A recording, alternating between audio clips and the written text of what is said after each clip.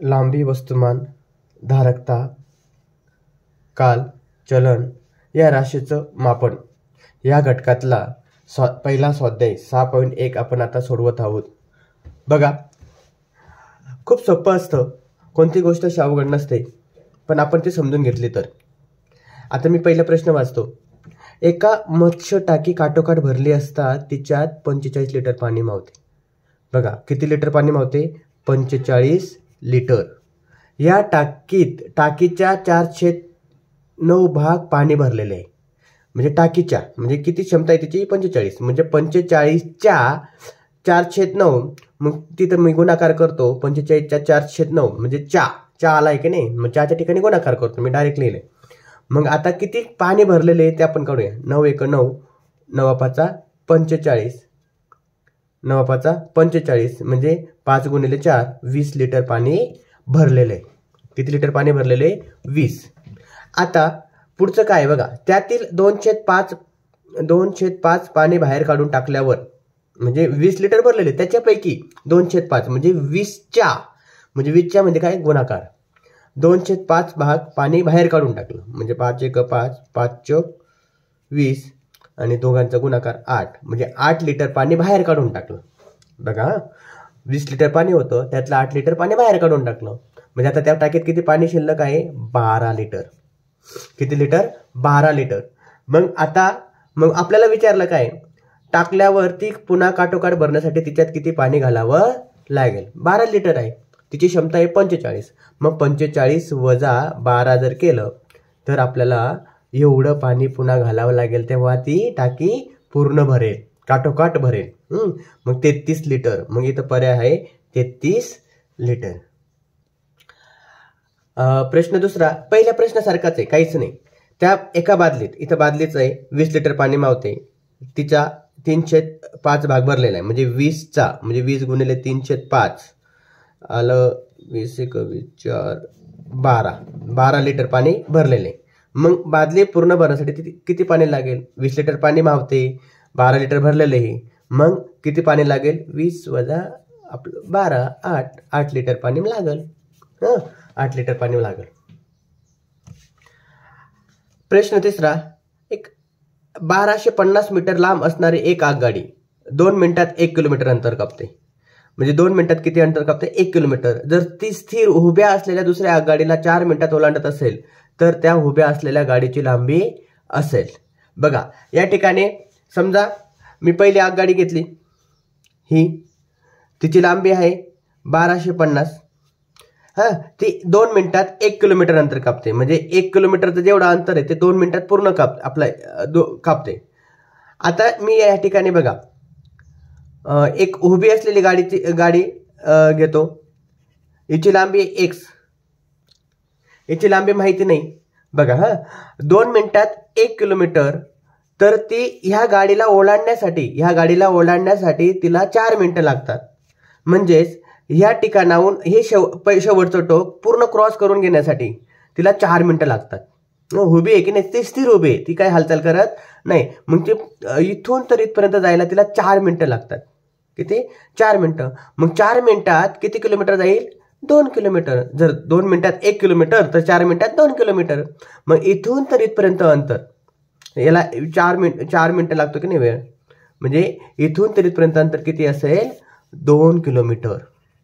मग ह्या गाडीची लांबी तुम्हाला दिलेली, या गाडीची लांबी x आहे.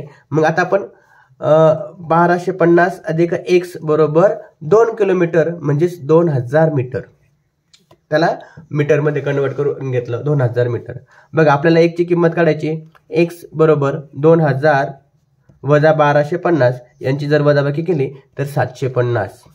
म्हणजे 750 x ची किंमत निघाली. आणि x ची किंमत, x म्हणजे काय? की उभ्या असलेल्या गाडीची लांबी. उभ्या असलेल्या गाडीची लांबी आहे. म्हणून पर्याय क्रमांक आला आहे सी. बघा, इथे एक कंडिशन दिली होती, 2 मिनिटाला 1 किलोमीटर. पण ही उभ्या असलेली गाडी क्रॉस करण्यासाठी 4 मिनिटं लागतात. म्हणून हे शेवटचं टोक इथपर्यंत येण्यासाठी 4 मिनिटं, म्हणजेच किती किलोमीटर अंतर जाईल? ती 2 किलोमीटर. बरोबर. म्हणून हे अंतर 2 किलोमीटरचं मी धरलं आणि 2 किलोमीटरला त्या पद्धतीने करत गेलो आणि उत्तरापर्यंत आपण पोहोचलो. बघा, ह्या प्रश्नासाठी एक चार्ट मी तुम्हाला दाखवला आहे आणि हा चार्ट कायमस्वरूपी तुमच्याकडे असू द्यावा आणि कायम लक्षात ठेवायचा. बघा, ग्रॅम, मीटर, लिटर हे मध्यभागीचं कॉलम आहेत.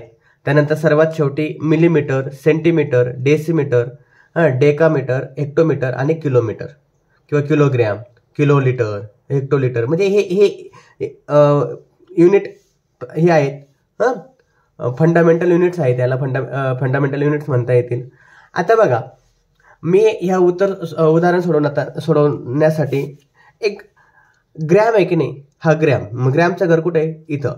मग ग्रॅम असल्यामुळे शेवटचं एकक ह्या ग्रामच्या घरात आला पाहिजे. मग या ठिकाणी 5, एकक स्थानचा अंक 5 आणि मग पुढे लिहित जायचं. उरलेले अंक जे काय आहेत जसे पुढच्या घरात लिहित जायचं. एका घरामध्ये एकच अंक लिहा. बघा, ह्या पद्धतीने हे आलं. आता याला तुम्ही 50 हेक्टोग्रॅम 50 हेक्टोग्रॅम आणि 45 ग्रॅम असे वाचू शकता, बरोबर.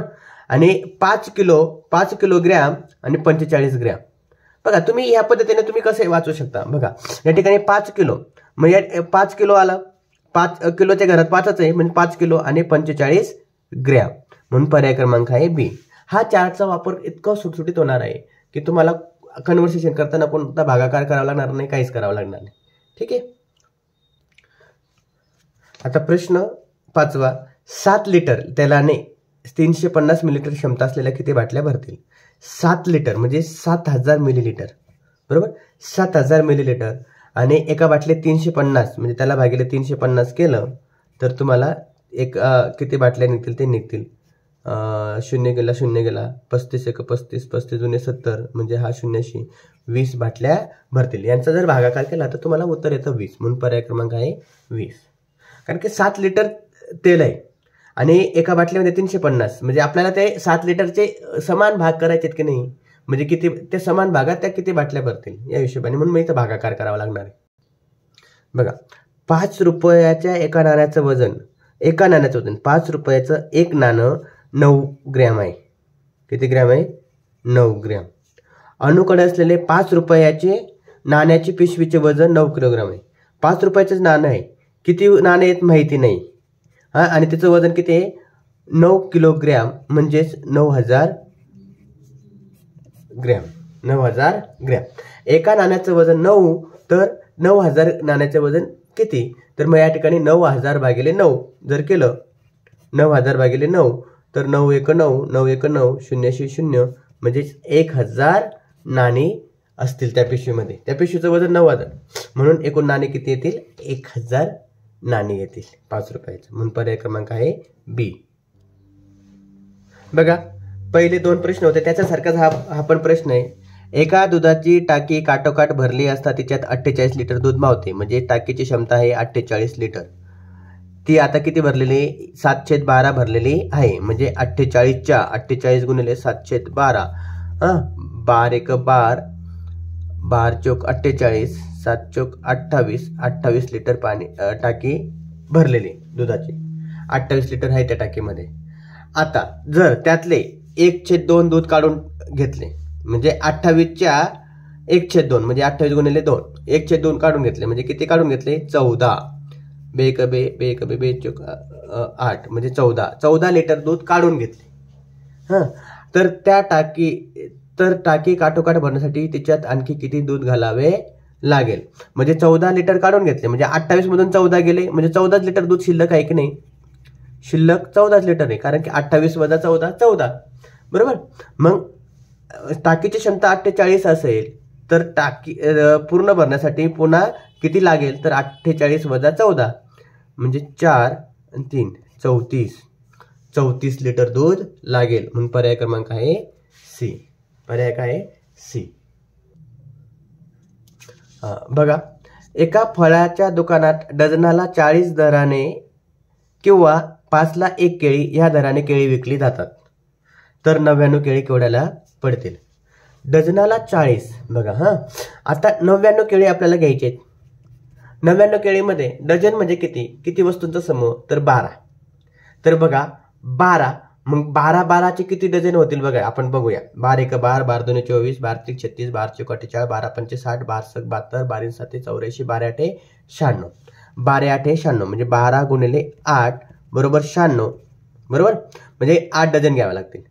आणि उरले किती मग 99 मधून 3, किती उरले 3 सुट्टे घ्यावे लागतील. म्हणजे तेव्हा बरोबर त्यांची 99 केळी येतील की नाही.